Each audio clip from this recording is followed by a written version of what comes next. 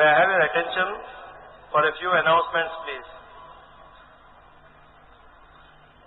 Arrangements for drinking water have been made at the two ends.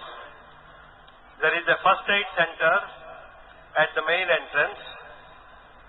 There is also an ambulance with a doctor at the west gate. We hope it won't be necessary, but if at all, the bill will be sent to the Finance Ministry. Mr. Palkhiwala will be addressing public meetings in a number of other cities. These are all public meetings. You may inform your friends, relations and business contacts. Madras on 5th Saturday, Bangalore on Sunday the 6th morning, New Delhi on Monday the 7th evening, Calcutta on Thursday the 10th evening, Pune on Saturday the 12th, and on the finance bill next Tuesday the 8th on the East Lawn. The public is invited. He will also be inaugurating a one-day session analyzing the finance bill. There will be a panel of experts. You can get particulars from the Forum of Free Enterprise. This is on 14th. There have been many requests for audio and video cassettes. So those of you who are interested in getting them, for showing them to the service organizations and educational institutions and personal use, can contact the Forum office. They will be available at cost price. There have been many requests for Mr. Palkhiwala's previous writings which are out of stock. Most of them have been brought together in a book under the title We the People, which is now in the 6th edition. This is published as with all his other public writings on a no royalty basis. Copies are available at 3 points today. Then while you leave, please don't rush at the same time, because this huge crowd has come over a period of about 2 hours. So don't try to go out in 5 minutes. You can go to the west gate or the main entrance or to the east lawns. If there is any inconvenience, in spite of all our best efforts, I apologize to you on behalf of the forum and welcome your suggestions to improve our meetings next year and year after and for many years to come. Thank you.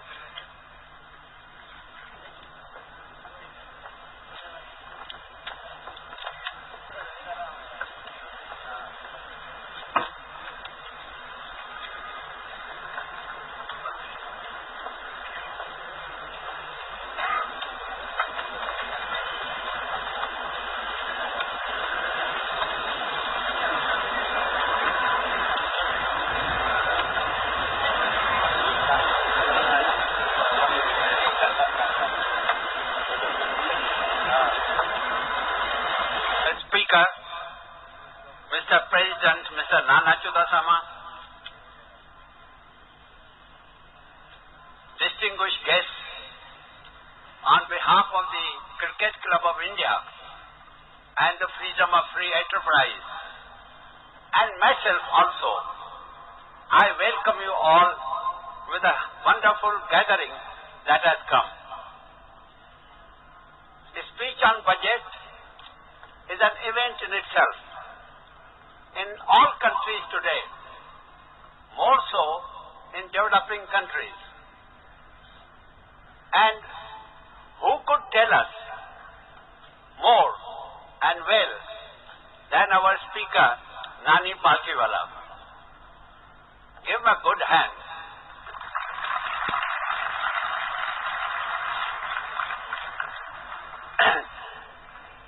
He is one of the most leading constitutional lawyers, not only of India, but even of Europe. I had an occasion to hear him with not that gathering today, but a very large gathering at Zurich a few years ago. And I have heard him also in many other European countries. His knowledge of taxation, his ability, his sincerity, and above all, as a lawyer I know, his clarity of expression is unique.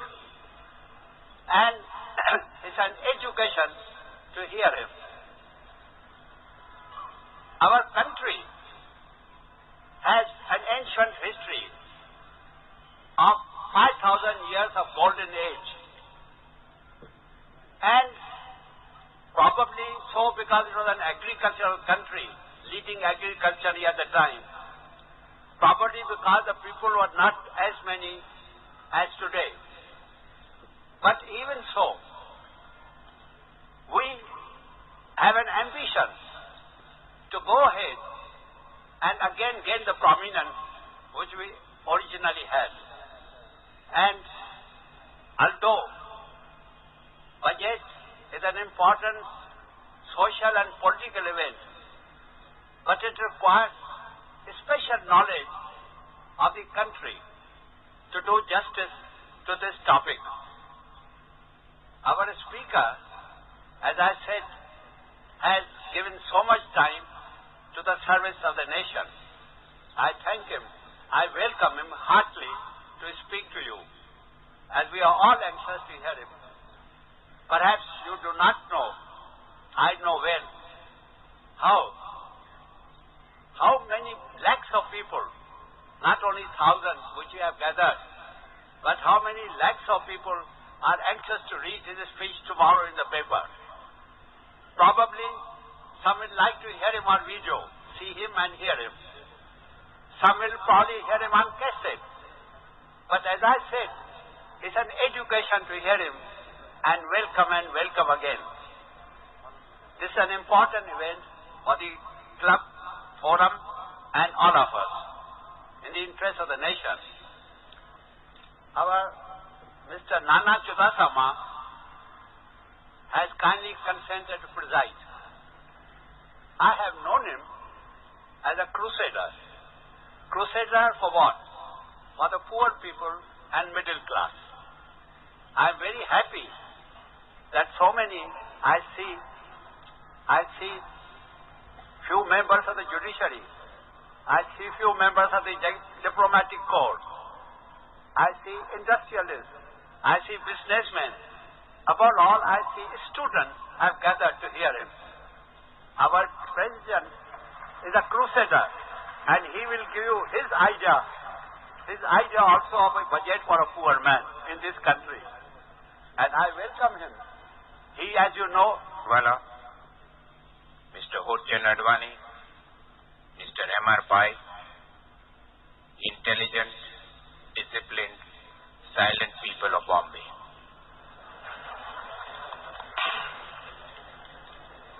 When the the budget was declared by Mr. Tiwari, the thought came to the mind that this may be a good opportunity for many Bombayites to take up to agriculture and go to rural area. This is the only way perhaps we can remove the congestion of this city. It's the thought. Maybe in few days you may apply your minds.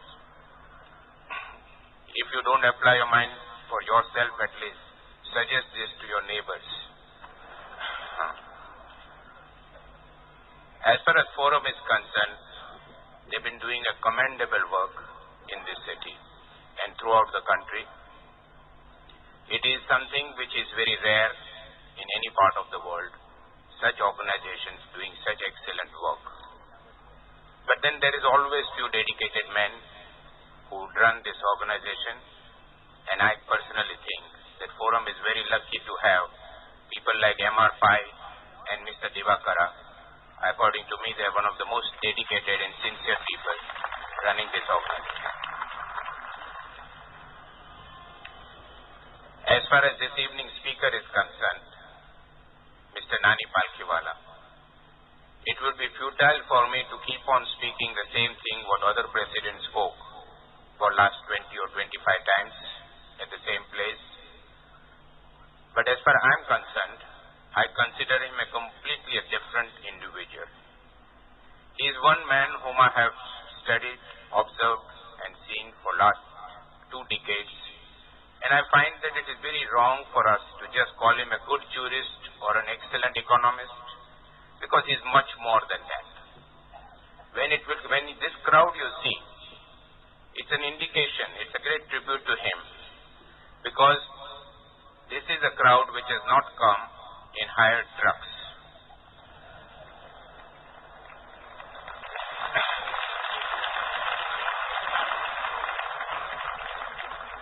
Actually, the crowd which comes in hired trucks is like Columbus going to find a country, not knowing where he is gone, for what he is gone, and why he is gone. But anyway, this is not only the thing. What I was trying to speak about Nani is that he is a different kind of a human being. He is a person who has devoted a tremendous time, energy to not only the economic field, but on various fields. And if I were to rank him, what would I call him? I would call him a legend in his own living time. We are some of those fortunate individuals living now, because if we were to work it out, I would say that in our era, in our lifetime, there will be 2 or 3 individuals who will shine out as those who were somebody who did so much for humanity, maybe in different walks of life. And immediately the 2 names that come to my mind is Mother Teresa and Nani Palkhiwala. His feelings, his desire to do. And he comes here and talks to you and explains.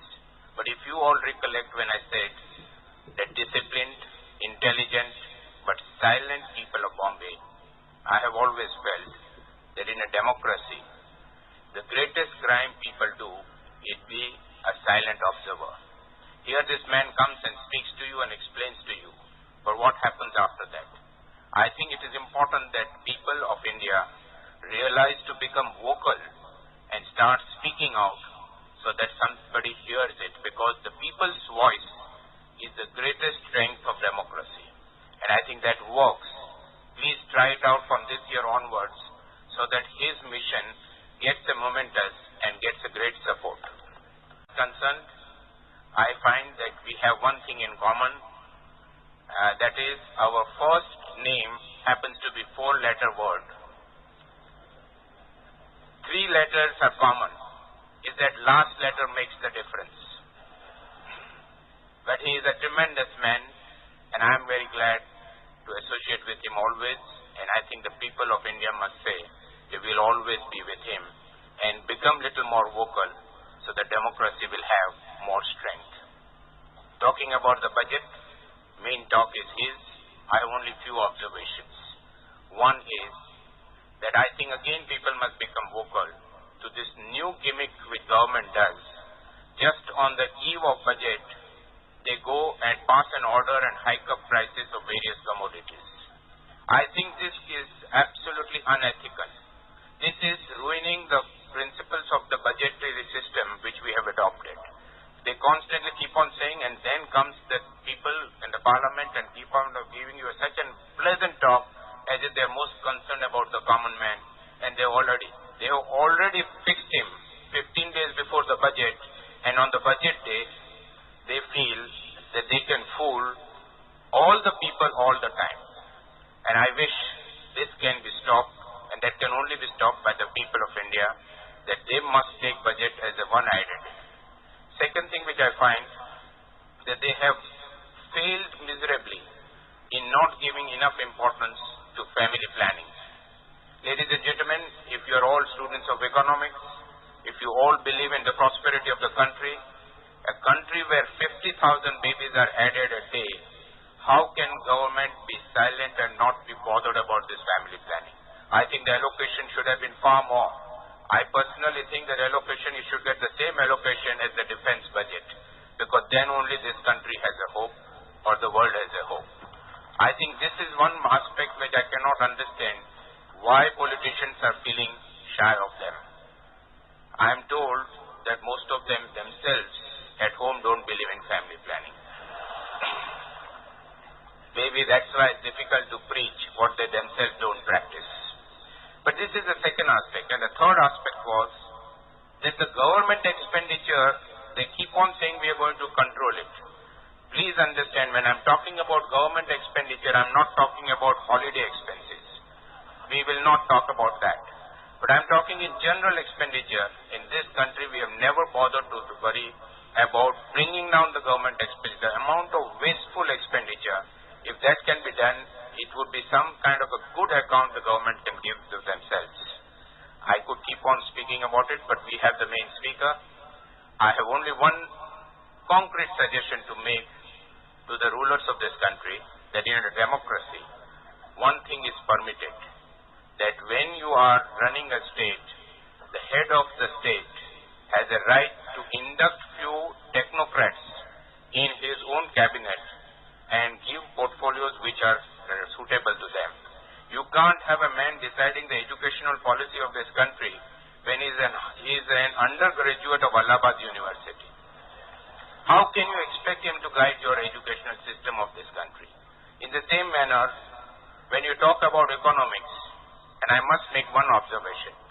I am told that various schools lay a stress on various parts of the curriculum, but the Doon school does not have any stress on economics. In fact, they don't teach economics at all.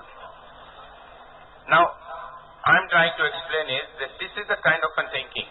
So why should we not get experts into a field which he is most able for? And I would suggest to our beloved Prime Minister, Mr. Rajiv Gandhi, that from next year onwards, if he wants his economy to shape up so well that he can will not only next election but 10 next election, he should perhaps take an eminent person like Nani Palkhiwala as the finance minister of this country.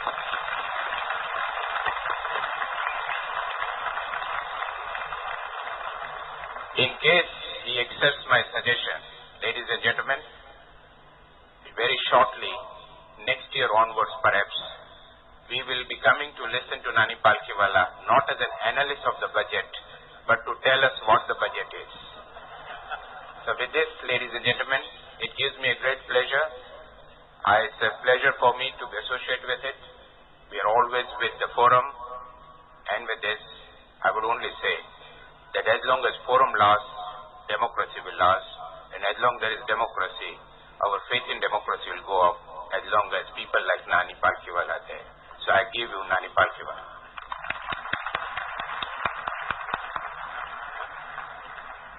Ladies and gentlemen, I'm most grateful to the first two speakers for their most generous words about me. Mr. Nana Chudasama has made some concrete suggestions, which I would certainly agree with, except one. And the suggestions he has made about family planning and the type of caliber we want in the cabinet are really worthwhile, excluding, as I said, just one suggestion. This is the 41st budget of Free India. And perhaps you would not be averse to spending, say, about 5 minutes looking at what we have done over the 40 budgets which have been relegated to history. What has been the sum total of them? How far has this nation progressed? I would like the facts to be known and publicly known, because I'm afraid if you read the budget speech, you have a totally different idea from what the reality is. India became free in 1947. We had tremendous advantages. We had, thanks to the accident of British rule, a unified nationality, a single head of state, a central government, a central judiciary, a common currency, and the whole country as one could look forward to a glorious future. About our civilization, Mr. Advani has told you how it goes back 5,000 years.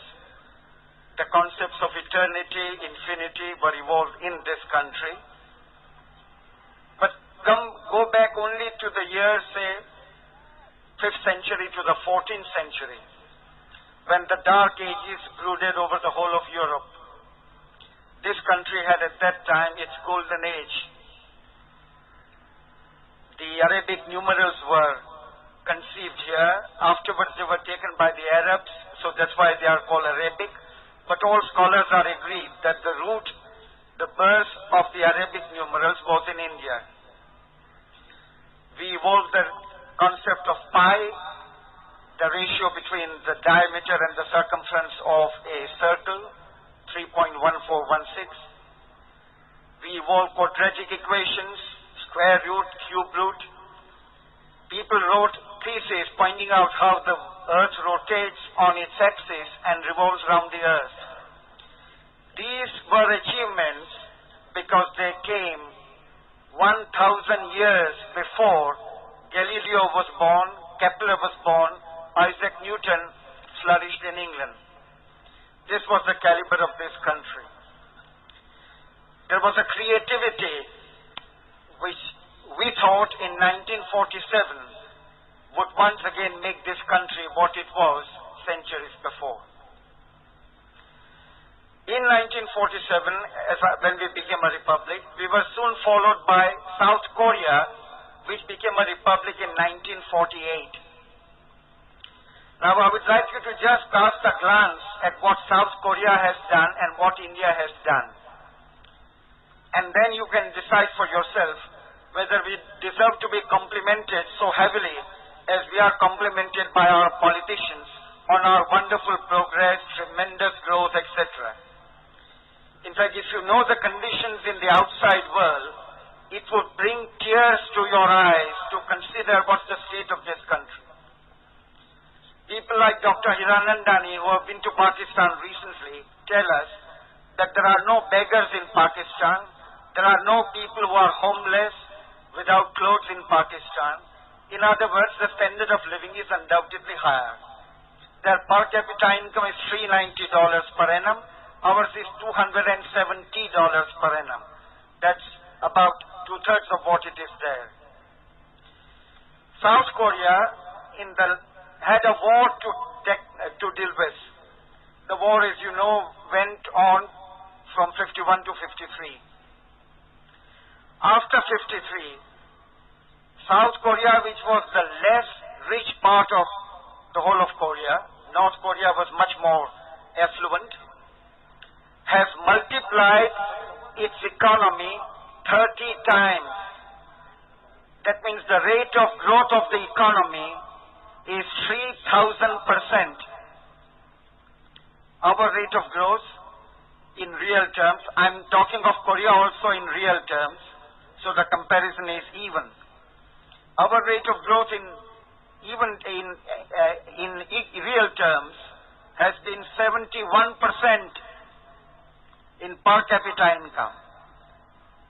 Not the gross national product, but in per capita income, 71% of what it was in 1950. We are today the 17th poorest nation on earth. We used to be the 15th poorest, then we have come up 2 places. And this, to my mind, for a country of the intelligence, the enterprise of India, is a matter for absolute shame, not for any self-congratulations. But ignorance is so vast, and our poor people, trusting as they are, can be so easily fooled by politicians that they are made to believe that here is a country which, as a result of governmental policies, has made enormous progress. We have today 15% of the world's population, thanks to what Nana rightly called the dragging feet of the government in family planning. We have more than 15% of the world's population, and we have less than 1.5% of the world's income. Let me give you one other statistic. Come closer to our own times, 1965. We were still in 65, the second largest economy of a developing country, next only to China. At that time, Brazil and Mexico both had less than half the size of the Indian economy, less than half. Today, in 1987, their economies have far outstripped Indian economy.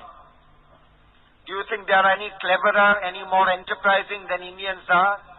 But it only shows you what the economic policy of the government can do to a nation's future. And when the finance minister says that our socialism is our own, we have not borrowed it from anybody, I totally believe him.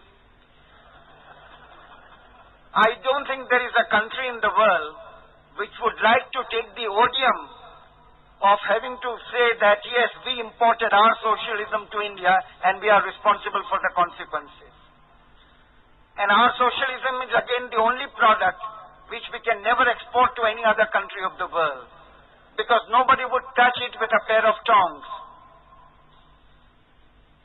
This has been the result of years of socialism, and still I'm sorry to find in the budget again a reference to our socialism. What damage it has done to this country's economy. It's all right for people like you and me, who are, by God's grace, reasonably well placed to live our happy lives, but look at the millions and millions who will never have a brighter tomorrow, so long as our obsession with socialism continues. The Economist said recently that socialism was born in Europe and it has almost died in Europe. There is not a country in the world today which follows the type of socialism which we do. Let me come straight to the budget. Is this budget one which deserves the encomiums which have been heaped upon it by some, or is it one which is not likely to promote the growth of our national economy? Well, let me just analyze a few provisions and you can judge for yourself. I would define this year's finance minister's effort as the presentation to the nation of a budget bouquet with a very few fresh flowers in front, but with a lot of cheap greenery at the back, sprayed with a soporific aroma, and with quite a few stinging nettles which are not discernible to the superficial observer. Let me look at the tiny fresh flowers which are there first. You have no increase in the basic rates of taxation. The surcharge continues, which to my mind is totally unjustified. They should have known that, and they did say they would continue it only for 1 year, but the general docility of this country is so great that every government knows it can impose its will on the people who will just take anything lying down. There is not that desire to fight, because we are far too much impressed by political power, not realizing what Mr. Chaudhasama said, that in a democracy the real power lies with the people. What do you think got the concession for the farmers, except that unknown gentleman, Mr. Tikayat, and what he did in UP? What else is it responsible for? You have no idea of what your own power is, but the only thing is, luckily for the government, people do not know how significant, how important, how vital their own voice can be in the making of policies. Otherwise, we would never have these nonsensical policies that we are continuing to even today. So the surcharge continues, although what was said last year was that it was only for 1 year. Secondly, salaried employees under Section 16 have been given a small increase in their standard deduction. Thirdly, under 80L, dividend income is now entitled to a separate exemption of 3,000. It's also involved that even professional men are, some of them, not quite clear as to what the provisions mean. What the provisions mean is simply this. Up to now, you had 7,000 general exemption under 80L, 3,000 special exemption for unit trust, and 2,000 another exemption for National Savings Certificate, National Deposit Certificates. Now this 7 plus 3 plus 2 has become 7 plus 3 plus 3. So if you have a child at school, you would know what I'm talking about. It's 7 plus 3 plus 3. And all that it means is that if you already have a national investment certificate which has absorbed the 2000 allowance, then the increase for you is only 1,000 and not 3,000. Most newspapers have not got it yet because, as I said, of the very convoluted, involved language in which the laws are cast. Next, you have the reliefs to farmers, with which for lack of time I shall not deal, and also for fear that I may be misunderstood. I will only say this, that if the reliefs really reach the target groups, it's all fine. But the real problem is, as I'll try to show a little later, will the reliefs reach the target groups? Or will they get absorbed by the middlemen through whom the reliefs are to be administered? Mind you, it's not the Ramakrishna Mission. It's not the Bharatiya Vidya Bhavan. It's not the Mother Teresa's missionaries for charity who are going to do this job. It is politicians and middlemen engaged by the politicians who will be distributing the reliefs. And I'll try and show you how much of it really reaches the target groups. Finally, there are some reliefs in the budget in excise. Now here again, people perhaps do not have a clear idea of what is the size of the relief. On paper you are told so many items have had reduction in excise duty, etc. Let me take one example with which I am familiar, cement. The relief is 20 rupees per ton. Instead of 225 per ton, the excise now will be 205. Per bag, therefore the relief comes to 1 rupee because there are 20 bags in a ton.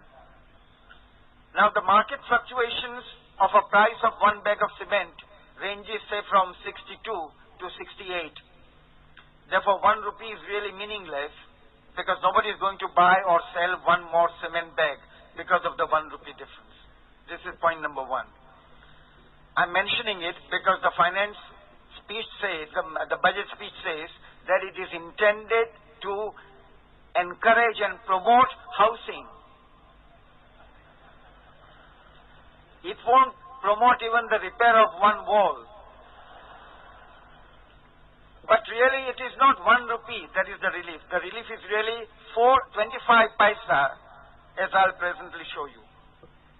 First of all, out of the 20 rupees, 10 rupees are taken back by the government by the 5% surcharge on basic excise. That comes to 10 rupees per ton. So out of the 20, which is stated to be the relief, 10 rupees is taken by the government as the surcharge. Then you are left with 10 rupees. Out of this 10, you have to pay the additional railway freight. You have to pay for the bags that you buy, the jute bags, on which there is 5% surcharge. In fact, there is a 5% surcharge on every excisable item. So we have calculated that in our case, it absorbs 5 rupees only to take care of the surcharge on the gunny bags and the other components which go to make cement.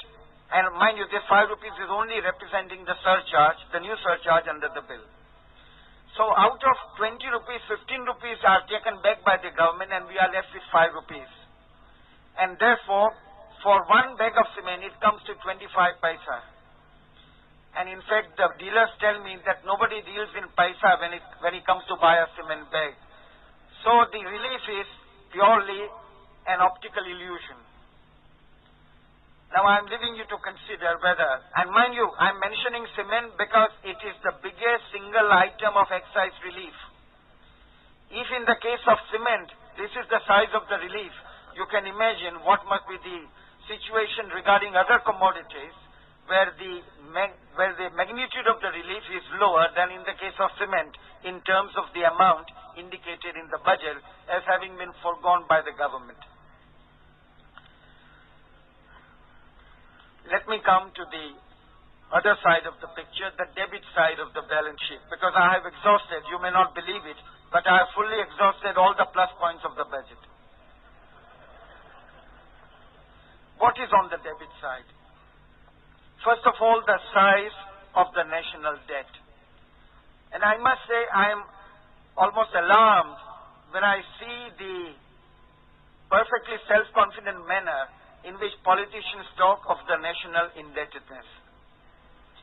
I use the term national debt in the sense of comprising the totality of the liabilities of the government of India. A lot of confusion arises because many papers give you the national debt figure as representing what is narrowly and technically called the national debt. What is narrowly and technically called the national debt does not include the provident fund of millions of Indians which are lying with the government and which have to be paid to every person as he retires from his job. It does not include the small savings, which are your savings and mine, which the government has to repay you on the due date.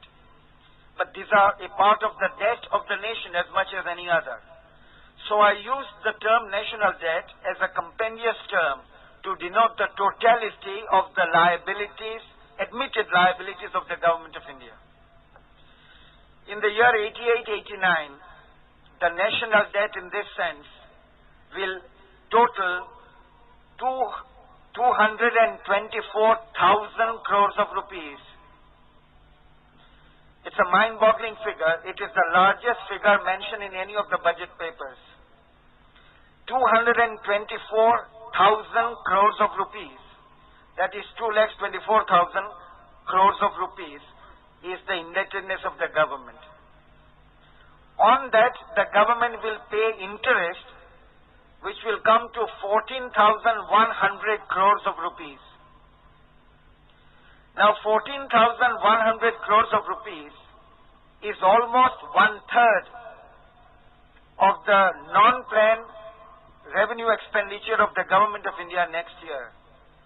That means you are paying by way of interest charges one-third of your non-planned expenditure. It is proposed that the government would borrow 27,000 more crores in 88-89. That means half of the borrowing would go merely to pay the interest charges. Please consider the figures again and have it clearly in your mind. New borrowing, fresh borrowing, 27,000 crores, of which 14,100 crores will go only to pay the interest charges. The government of India is acting as a compulsive borrower, which is willing to borrow right and left and center at any cost, at any price, at any rate. Look at the Indira Vikas Patra. It is, as everyone knows, a black market bond. The Times of India, in the editorial written on 1st March, rightly referred to it as black market bonds. They are black market bonds. You are not asked your name, you are not asked your address, you cannot pay money by check, you have to pay in cash at the post office and take the bearer bond. Do you think it is the poor people of India who are subscribing for these bearer bonds? Or do you think it is the people with untaxed wealth who would like to put their money in a place safer than mere currency notes? And to them you pay the highest rate of interest the government of India has ever paid, or even today pays, 14.8% compound interest. Because the bond, Indira Vikas bond, will double in 5 years. It comes to 14.8% compound interest. It's a rate which is higher than the rate at which the private sector is able to borrow monies. In other words, the public at large have more confidence in good companies in the private sector than in the government of India. How can a government borrow at 14.8%? Just ask yourself the question, does it make any sense to you? 10 years, 20 years ago, did you ever hear of the government of India borrowing at that rate? Even after making allowances for the fluctuations in the rate of borrowing, this is a rate of borrowing which, if I may say so, is a disgrace to the government. It means you can't take money from the people at a lower rate, otherwise you wouldn't offer 14.8%.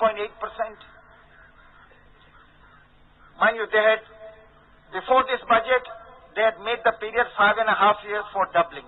At that time, the interest came to 13.4. But finding that the response was not good enough, they have now again made it 14.8. This is one of the ways in which the interest charges get augmented and augmented. And I call it a case of the nation at risk. And why do I say the nation at risk? There are, luckily in our country, very outstanding civil servants who have intellectual integrity, who have professional pride, and who, though they are government servants, will do the right thing by the country. There are two such officers in the Reserve Bank of India.